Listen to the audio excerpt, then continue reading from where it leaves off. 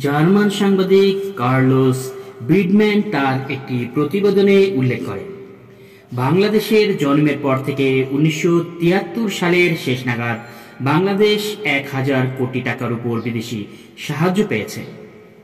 কোনো উন্নয়নশীল দেশ এত অল্প সময়ে এত অধিক বিদেশি সাহায্য পায়নি। তারপরেও দেশের প্রধান প্রধান সমস্যা সমাধানের জন্য তেমন উদ্যোগ নেওয়া হয়নি। দেশে বহু বেকার রয়েছে এবং এমন লোক রয়েছে যারা উপযুক্ততার চেয়ে নিচু মানের কাজ করছে।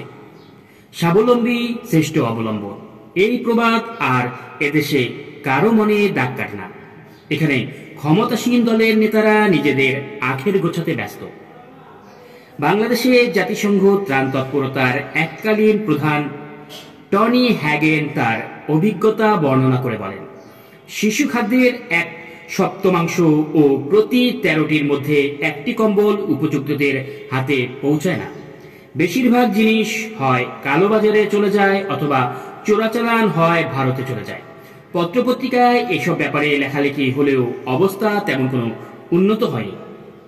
একবার বিমানে করে বন্যার্তদের জন্য গুঁড়ো দুধ এলো। যেদিন গুঁড়ো দুধগুলো ঢাকা বিমানবন্দরে পৌঁছলো, তারপর দিন রাজধানীর এক হোটেল ম্যানেজার দুধ কিনতে বাজারের লোক পাঠালো। বাজারে হরদম সদ্য আসা দুধ বিক্রি হচ্ছে।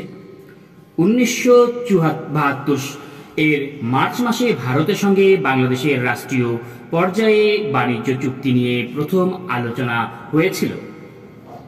বাংলাদেশের রপ্তানি গন্তব্যের পরিধি তখন খুব সীমিত।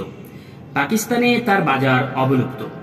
বাংলাদেশ তাই খুব আশা করেছিল যে এই বাণিজ্য চুক্তি যুদ্ধ বিধ্বস্ত দেশের পুনর্গঠনে সহায়ক হবে।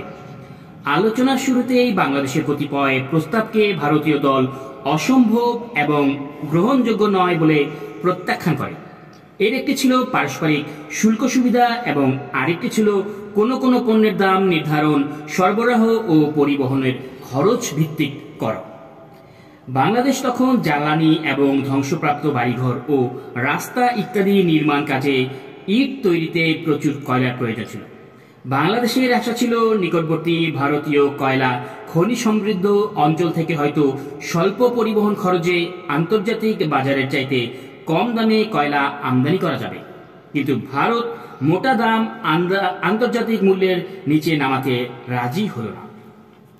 আরও কয়েকটি ব্যাপারে সুবিধা পাওয়া তো দূরের কথা, সাধারণ আলোচনাতেও মতান্তর হল।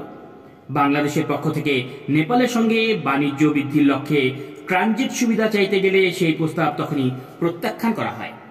অথচ এই সভাতেই বাংলাদেশের মধ্য দিয়ে ভারতের এক অঞ্চল থেকে অন্য অঞ্চলে যাবতীয় পণ্য পরিবহনের জন্য তারা ট্রানজিট চুক্তির জন্য তখন চাপ সৃষ্টি করে।